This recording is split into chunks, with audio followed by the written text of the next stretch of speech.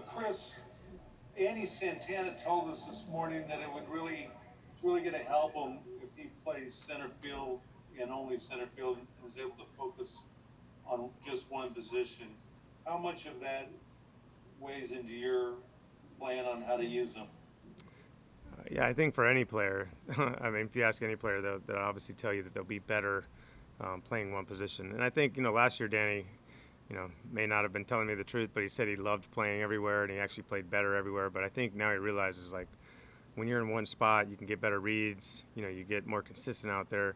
Um, so and I'm not saying I'm not going to use him anywhere else, but as it stands right now, like, obviously I want to see him do the best job he can, especially in this center field. It's a little bigger than our old ballpark. There's a lot of ground to cover. I want to make sure he's getting as many reps as possible there. And we'll kind of adjust accordingly if we have to kind of move him around or if there's injuries somewhere else and we need him to play at different positions. We know that he can always do that, but right now I want to try to make him the best center fielder possible.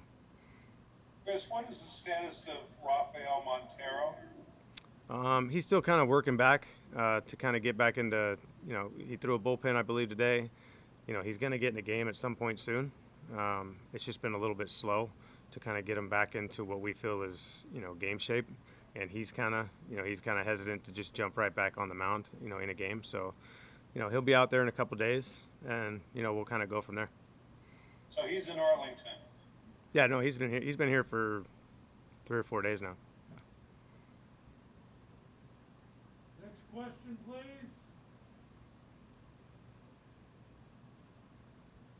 Okay, let's go to Alex. One reliever that has really stood out has been Chabot. 3 appearances, has like 7 strikeouts. Been very dominant. I know pitchers have the upper hand, but it seems like he's more dominant than a lot of the other guys. What have you seen from him? We've seen a lot from him. In this scenario, you're not quite sure what guys are going to look like the first time out, and a lot of the stuff we kind of were asking him to do the first time around in spring training, we're seeing now. We're seeing the fastball. Obviously, the fastball has always played kind of up and has a lot of life, but the quality of his pitches, the changeup, the slider, they look much better right now. They're all around the strike zone. One thing we asked him to do, which we did today, was put runners on base. We wanted to make sure he was quicker to the plate. He has a tendency to go high leg every time and give the opposing base runner an easy chance to steal base. So he did that today. His times were really good. And like I said, he's been around the dish. His stuff, you could see the reactions. And some of our best hitters have faced him and, who have been hitting pretty well up to this point and, didn't really touch him. So it's a credit to him. He obviously, kept himself ready to go in the off time and, came in looking to make a team. Thanks, buddy. Other questions, please. Jeff. On Danny, why is it that, you said it yesterday, and he even said it this morning, why is it that one hit, like the home run he got yesterday, can convince these guys that they can do what they've done for years? I know it's funny because I actually said that to him and I said it to you guys. I believe one home run and it might change everything. It's a fickle thing, man. Your mindset and your brain and how it works. Confidence is a beautiful thing.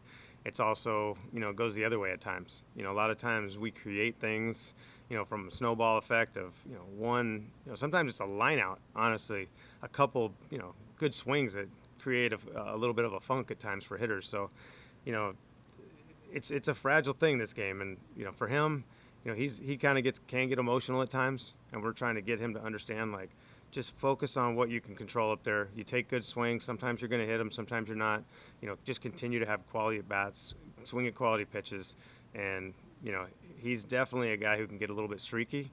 We love the hot streak, but we're just trying to limit the cold streaks, and I think that's obviously the goal for every hitter, but especially Danny.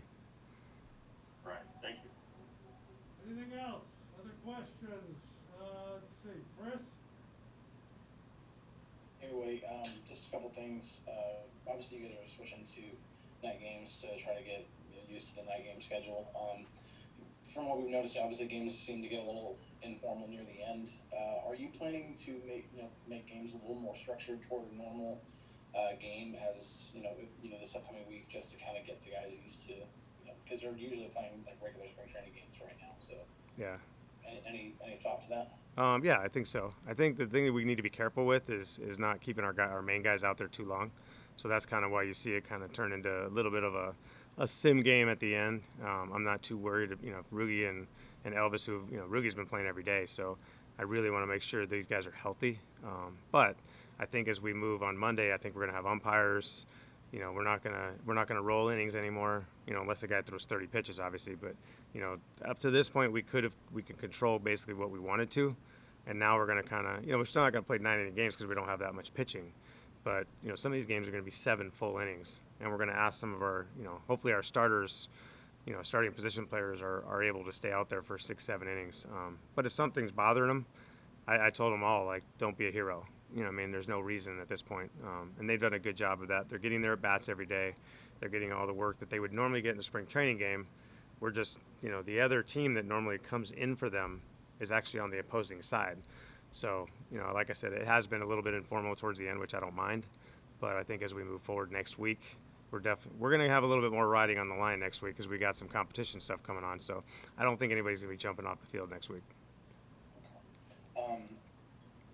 With Brett Martin being out, if he's not ready by the beginning of the season, could you look at a guy like Taylor Hearn to kind of step into that similar late inning left arm role, just from what you've seen so far? I know he's being built up for multiple innings, but do you possibly see him filling that kind of a role out of the bullpen? I do, and I kind of talked to him about that after the game today. I purposely put in a bunch of lefties against him today just because I wanted to see how he would respond. We kind of need him to be that. Jolie out. Brett Martin, I don't know if he's going to be ready for the start of the season. So left on left, we have righties that can get lefties out, but big power arm like Taylor, he kind of, there's a couple of adjustments he's made to kind of get the lefties out.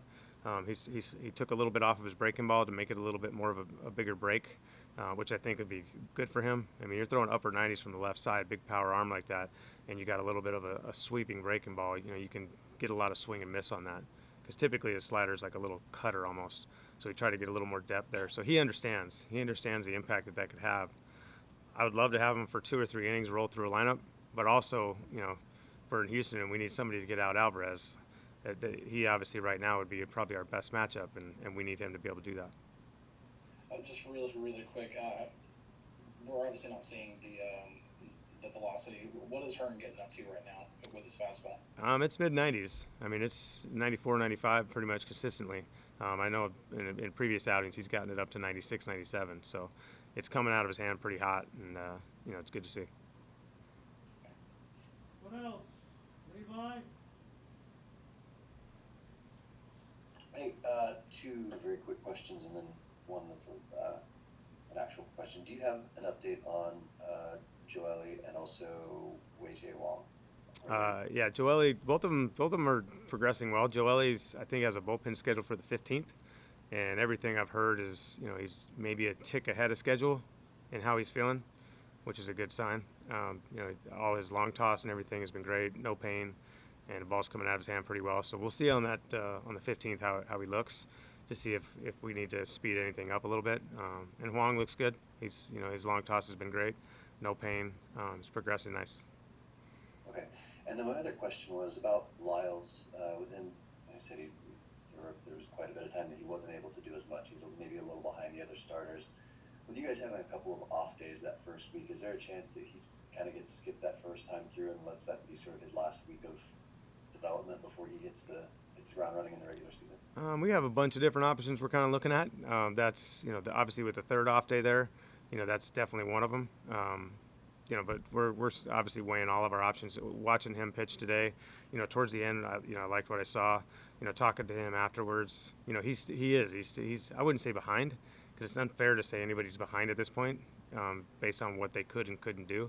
Right. But just where some of the other starters are, he wasn't able to do what they did. So it's no fault of his own. But he battled through. He said he emptied the tank at the end, which I was happy to see.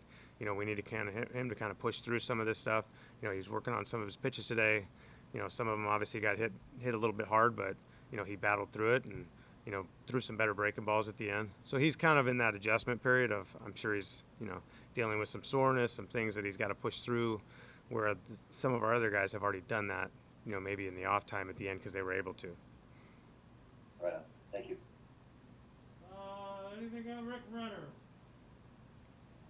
Thank you. Hey, Woody, wanted to ask you about the outfield, and I'm sure your coaching staff has looked at every, possible thing that outfielders are dealing with out there. What do you think are going to be the biggest challenges with the roof and the angular fence in the outfield? Yeah, the angles on the fence are something that, I don't know if we were anticipating when we first, saw the designs of the stadium. But there's a lot of them out there. There's a lot of little ones that you can't really see with the naked eye, like the little that when they hit it, it shoots off in a completely different direction. And off the padding, it actually comes off a lot harder than in some other stadiums. So if two guys are going after the ball and the ball hits some of that padding, there's going to be some potential, obviously, for easy triples and inside to Parkers. So having our outfielders aware of that, and when they're not going to be able to catch it, make sure that they back off the wall so that the ball doesn't ricochet into no man's land. With the roof, I think Danny lost his today a little bit at the end. You can see he had a beat on that ball, and just the last second, you can see it just kind of overran it a little bit. There's some issues out there for sure. I mean, there's a lot of weird kind of, especially in with the side wall. It's not just the roof; it's the side wall. There's the light goes to light, dark, kind of back and forth. It's really tough on our outfielders. So for them to get the reps now is huge for us. Maybe not having that same thing happen in a game. Do you feel like it could be a big advantage for you guys, for other teams coming in not knowing it? Yeah, absolutely. I mean, there's only so much they can do in batting practice. There's only so much they can't get out there. It's they're not going to get every ball that we're getting right now. So we're trying to take advantage of it as best we can, not only in practice but in games. We're going to do a lot more, obviously, next week when it comes to some simulated kind of cuts and relays, balls off the wall, something to kind of keep giving us something that we haven't seen yet. And so that, it may not play, it may play in a series. It may happen 3 times in a series or none, or 9, who knows. So we need to just continue to keep working on it so our guys get the reps. And lastly, when you saw those angles on the fences, did you think to yourself, this is going to make for some entertaining baseball on television? Yeah. When I was watching batting practice a few days in a row, I saw some of those bounces, because a lot of batting practice balls get hit in the air around the wall, and a lot of guys are hitting them off the walls. So you start to see it, and you're looking around going, wow, that would have been an inside to Parker. If 2 guys were going after that ball, it ended up in, hit the wall in left center field, ended up in center field. So, and the turf, is fast. So when the ball hits the wall, it doesn't really slow down on the turf. So it's definitely going to be entertaining when guys hit balls around the walls for sure. Thank you. You good? Everything good? Any questions? Jeff, you got one more? Yeah. You said they're going to be umpires. Are these going to be major league umpires or just local guys you found in the parking lot or something? No, we got major league umpires. They went through all the testing protocols that we had to, so I think they're going to be there on Monday. Thank you. Okay, guys. Thank